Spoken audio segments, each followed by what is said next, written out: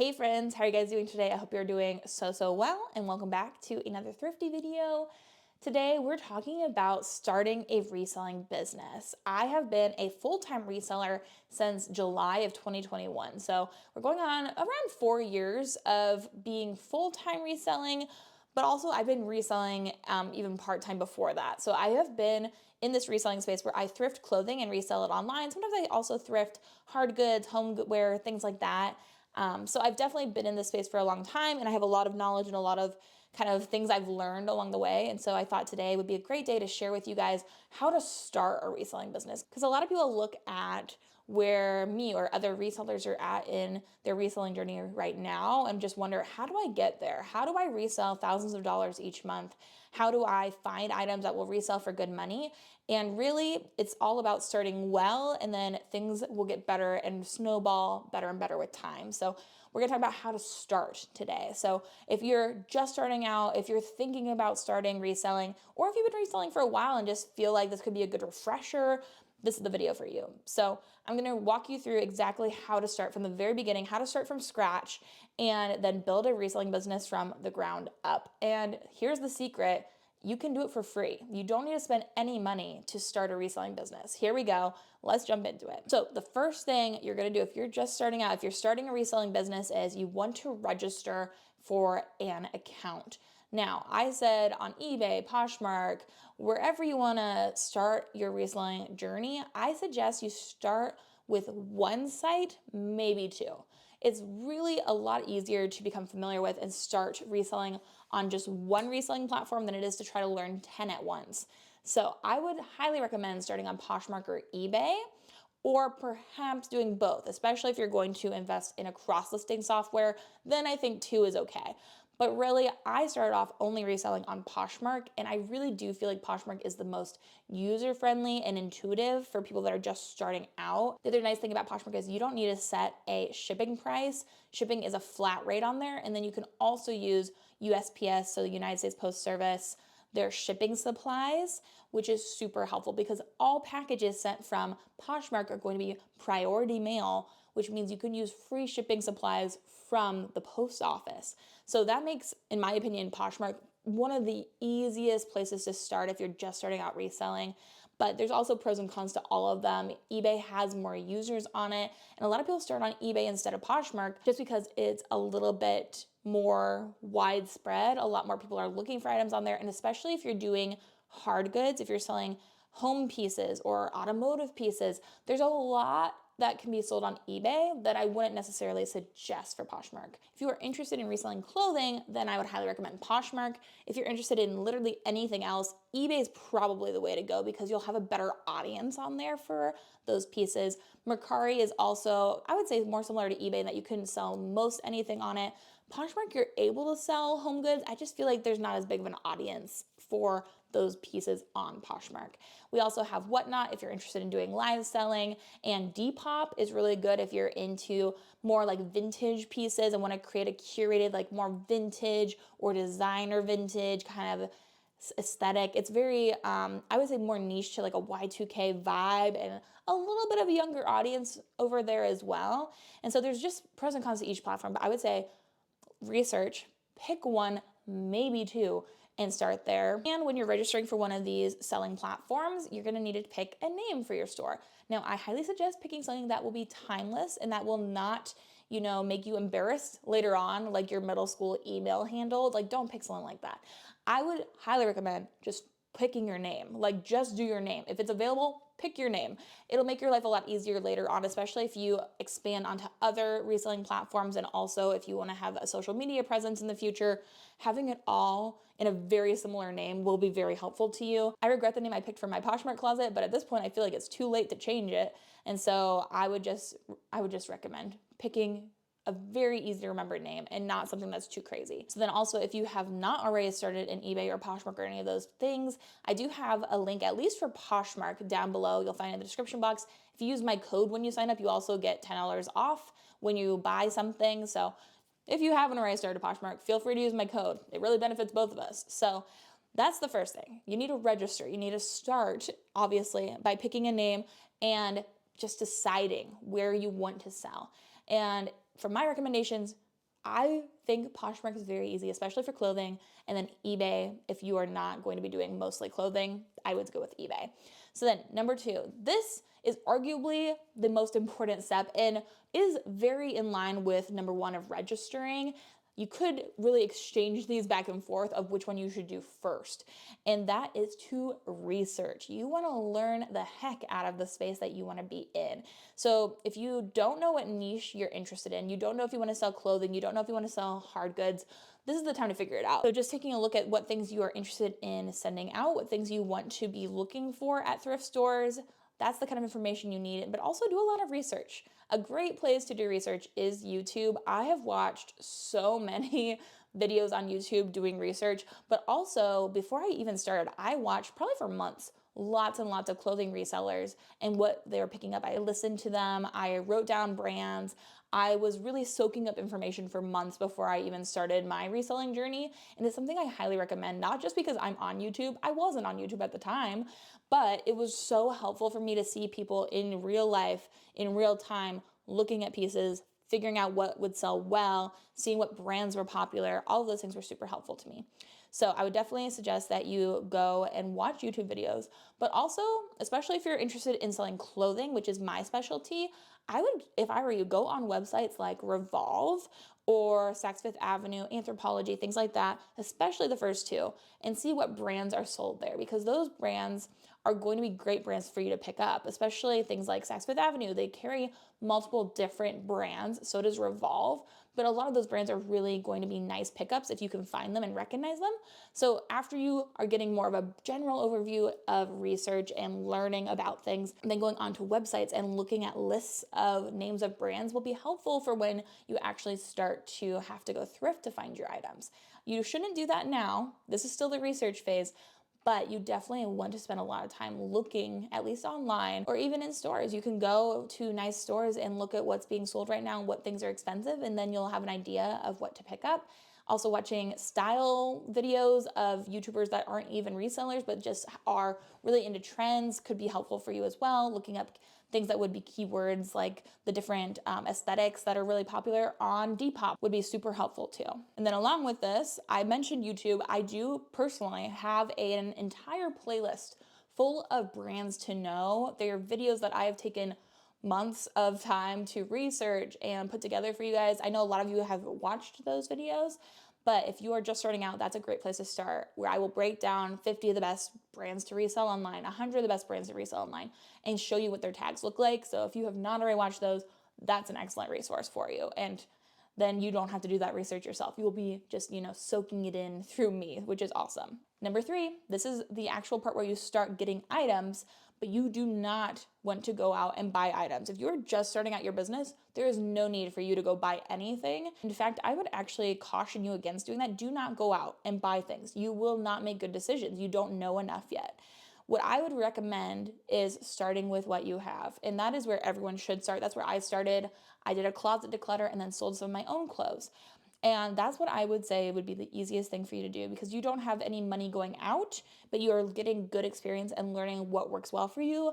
And you're learning to how to take pictures, how to list with things that are not costing you money. So even though you bought them for yourself, you're not investing money in your business by doing this. So I would go and do a closet declutter if you're interested in doing clothing as your reselling business. If you want to do hard goods, go look around your house, see what you've not been using. If you have a storage space, go and sort it out, go and do a little declutter and find pieces and grab them, make a pile. Go and clean out your kitchen, grab some kitchen items, resell those before you go out and spend any money. You don't need to be spending money right now because you don't know what you're doing quite yet. This is the best time to use what you have and not spend any money, which I do all the time, even now as a full-time reseller where I'm going out and buying things. Whenever I do a closet declutter, I use that as my inventory for weeks. Like, it's amazing. So after you've done all that, you make a pile, okay? You're not gonna go find one piece you wanna sell and then go take pictures of it and then list it and then keep going through your house. Make a pile. Find all of your things at once, because the next piece is that you want to bulk photograph your items. This is a big mistake a lot of people make early on, is they do something like that, where they find one piece they want to resell, they go and take pictures of it, and then they go and list it, and then they go and put it away. Instead of doing that, you want to bulk as many things as possible. So if you have a whole pile that you found from around your house, you want to go and take photos of all of those pieces at the same time. You'll have them all on your phone. You don't need a camera to do this. I have a camera. I don't use that to take pictures. I use my phone. So you want to put your phone in square mode. That is important, especially for things like Poshmark. A lot of reselling platforms really encourage a square mode picture. And so just taking it in square mode will allow you to not have to deal with cropping things later. It will help you in the long run. But you want to make your life easier when you're bulk photographing. You're also going to bulk up every other task you do. But when you bulk photograph, you're helping your buyers to ask as few questions as possible. That's always my mindset going into taking pictures is, what can I overemphasize in my pictures so that nobody has to comment on this and ask me questions about it? Because that is the most time-consuming part of reselling, is just answering people's questions. So if I can start off with picturing an item and I give you the size tag, I give you the brand tag, I give you the materials, I give you the care tag, I want to avoid anything that could make somebody have to ask me a question. So definitely want to over picture rather than under picture. We're not taking just one picture of the front, one of the back. You take a picture of the front, a picture of the back, you take a picture of the sleeve, you take a picture of the hem, you take a picture of literally anything. If there's a flot, you take a picture of it. And then you take a picture of all of those tags if you can. So you definitely want to be doing that. And if you are concerned that looking back at your pictures later, you're still not going to know what to say in your listing, take notes. If there's something wrong with it, take a little note about the piece. Maybe have them in a pile in order so you know which ones are which when you're going back through and listing. If you need to take notes, but your pictures should serve as notes for you, and you shouldn't have to go back to the item later. You should be able to use your pictures to create your listings. You shouldn't have to have them physically there with you. You should be able to get all of the information you need from the pictures so that anybody that's buying can also get all the information they need from the pictures. And I know I get a lot of questions about how do you take photographs as a reseller. I have a whole video, I think, on this topic. I might just record a new one now that I'm in a new home and make a new updated one for you guys. But as I mentioned, you want to take pictures in square mode. I've done flat lays where you lay a piece on the ground and take pictures of it. I don't recommend that. I have found the easiest thing to do for taking pictures is literally to just put a nail in the wall. It's very, very slight. You're not going to notice a nail. Everybody's used to seeing a nail on the wall. And then you put your items on a hanger and hang it from the nail. Then you can go in square mode, back up enough to get the whole piece in the picture and snap some pictures. Then you just flip the piece around, hang it on the nail on the wall again, take more pictures of it. And that is super easy. I take pictures in my basement, which I always say you need really good lighting. That lighting doesn't always have to be natural lighting. I have some box lights that I have for filming and for picture taking that I use when I take pictures. And that's an investment I made not at the very beginning. You don't need to do that yet. I would suggest finding a good place in your house with natural lighting so you're not buying anything, putting a nail in the wall or using a nail that's already in your wall and just hang pieces on it. Super easy. It doesn't have to be hard, but some people complicate things. They think they need to get a whole photo setup. You don't need it. You really don't. If you want to do flat lays, get a white sheet from your bedroom or thrift one, or just use a blanket that you have and you can put pieces on top of that. Super easy. You don't need to be spending money right now. Okay, number 5 is to actually list your items. That's the next step here, right? If you're starting a business from scratch. So you used what you had, you bulk photographed, you photographed everything. So now you're gonna get to the listing part. And I've made a whole video about how to list on Poshmark. I should make a video about how to list on eBay as well. Maybe we'll get to that here in a little bit.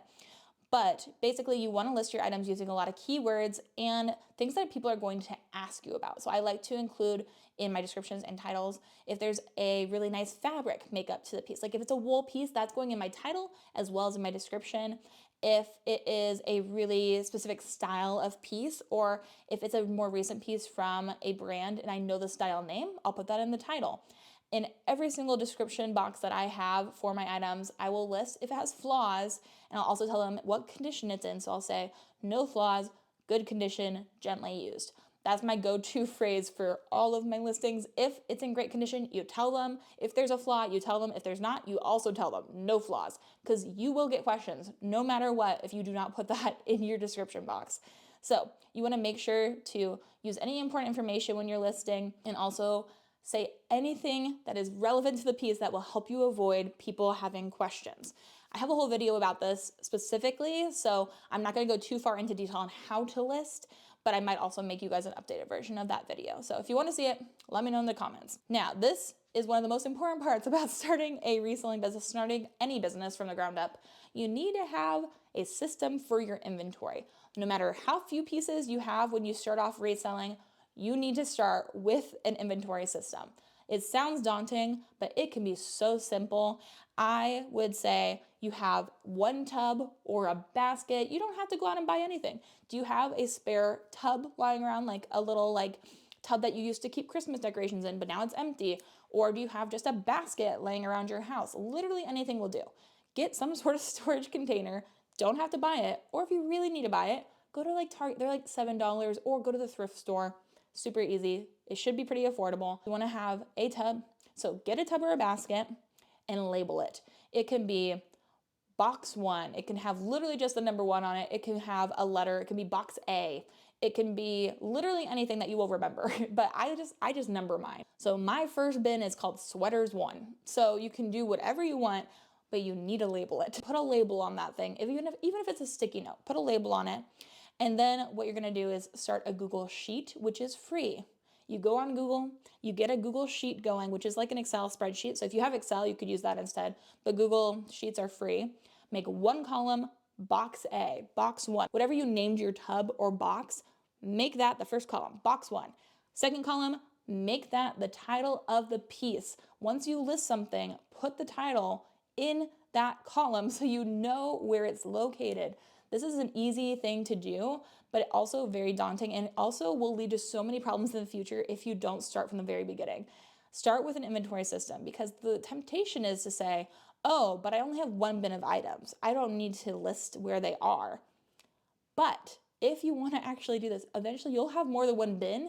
And if you don't start listing from the beginning, you're going to have to go back and do that work again in the future. I got to the point of having 6 bins before I realized, oh, I really need to start inventorying this, because even though I think I know where everything is in those bins, I don't know. If somebody else has to go find something for me, I am not gonna be able to tell them, oh, I think it's in the 4th bin from the left, but maybe it's in the 5th bin. If you just start from the beginning, you'll make your life a lot easier in the future. Very easy to do it. And maybe I'll make a whole video on that too. Maybe, I don't know. Do you guys need more videos on that? Let me know. Next up, depending on where you're selling, you're gonna need shipping supplies for when you actually do sell a piece. Now, this can wait until you've actually sold something. I don't want you to spend money on shipping supplies if you literally are never gonna sell an item. What I would suggest is, especially if you're starting on Poshmark, as I mentioned before, you can use USPS priority mail supplies. Those are free.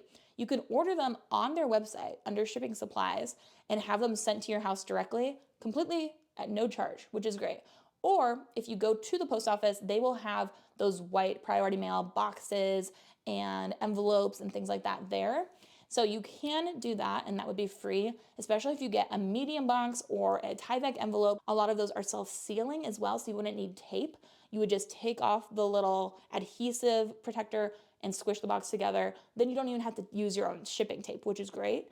But if you're selling on a different platform, most every other platform, you're going to have to use your own shipping supplies. So another thing that you can be doing is starting to stock up. When you order something from Amazon, you keep that box. If you are ordering from anywhere, you keep those boxes, you hoard them like a little shipping dragon, and then eventually you'll use them. Either hoard your supplies or get them for free, depending on where you are going to be selling. But if you have to buy something, then I would wait until you sell your first item. You might need a roll of shipping tape. That's the only thing I can think of that you probably will actually need. If you don't already have a shipping tape roll, that's something you probably will have to get at some point. I remember the very first thing that I ever sold on Poshmark. I was broke and I was young and I was in my first job out of college. And I remember my first item I sold was for $10, I think. So I had $8 of take-home pay, and I had to spend all 8 of those dollars to get shipping tape, to get a roll. And I remember feeling so defeated, being like, I only made $8 and already I'm spending all of it just to ship the item. And it just doesn't feel like it's gonna be worth it. And I'm so just like, oh, should I even buy this? Is this even worth doing? Now, 8 years later, I have this whole business based off of me putting in that effort to buy myself one roll of tape, and it turned out to be so worth it.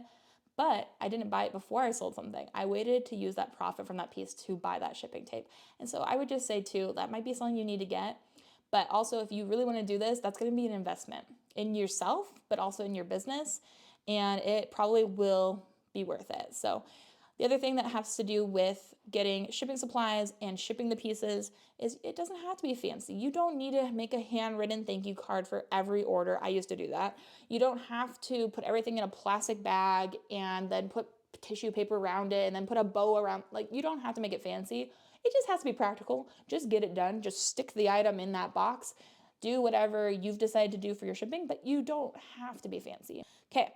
Number 8, if you're starting out your business, is you're gonna have to share and list consistently. So sharing is only really on Poshmark, where you have to share your listings to keep them fresh at the top of people's feeds.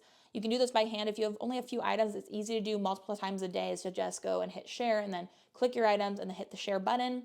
Super easy. If you're doing eBay, you don't have to share, but you do need to be consistently listing. I mentioned bulk photographing all your items. It is nice to bulk list because it's easier on you, but if you only have a few items to list, I would suggest listing them over the span of a few days. So if you only have 10 items to list total from your entire house, then I would list 1 a day for 10 days, because some platforms, especially like eBay, really encourage you and will boost you and make you sell more if you are listing and active on the platform multiple days in a row, and also just shows that you're an active seller. And so that's really helpful, and you will get more sales by being consistent than you will by listing 20 items in one day and then just like falling off the face of the earth for another 10 days. So you want to list consistently. Listing at least maybe one piece a day will really go a long way for you. I'm not perfect at it. I don't do that all the time, but if you're starting from scratch, it might be super helpful to list consistently like that. And the last thing that I suggest, if you're starting a business from scratch, after doing all this, if you finally make a sale, you just want to ship quickly. You don't want to keep people waiting. That will not make them happy with you. We've all been the person waiting for a package for weeks and it feels like it's never going to get there. If something sells, try to send it out within a day, maybe 2 days. Depends on if you're home and if you have the supplies to ship it. Just try to be fast about it. You don't want to be waiting around and just kind of twiddling your thumbs as somebody else is waiting for the piece that you're sending to them. It'll make them happier and more likely to give you a good review if you send it quickly. And then, especially even on eBay, I feel like this is important, is to leave feedback for your buyers. If they bought something from you and it went okay, then you give them positive feedback, and that encourages them to give you positive feedback in return. Because especially on eBay, it really benefits you to have positive reviews. They display how good of a seller you are based off of your reviews and things at the top of your eBay seller page. Very important. So always be giving some good feedback, especially to people on eBay. Mercari also allows you to give feedback on your buyer. I don't think Poshmark allows that, but if you're able to, give a positive feedback, unless they were absolutely a terror to work with, in which case cross that bridge when you get there. But on the whole, you want to leave positive feedback for people that will give them a good taste in their mouth and will also make them want to give you positive feedback in return. So that's a brief overview. That's how you can start a reselling business from scratch. This is all doable within the span of a few days, especially depending on how long that research portion takes you. If you've been researching now for months, maybe you're in a good place to just go through your house today and start. The big part is just starting with what you have, starting with the resources that are available to you, and then going from there. But it's super possible to do this as a part-time job, to maybe make a little extra money for your family. It's possible to do this as a full-time job. It really is whatever you create it to be, but this is how I would start it if I were you. So follow those tips and you should have a thriving reselling business. If you guys have any questions or any advice for other resellers, leave it down in the comments below, because we all want to help each other grow. There's enough to go around for all of us, and we want to be a kind and empowering community here. But yeah, if you guys enjoyed today's video, make sure you hit the subscribe button to see more videos like it. But I hope you guys are having an amazing day. I hope you have an amazing rest of your day. And until the next video, bye.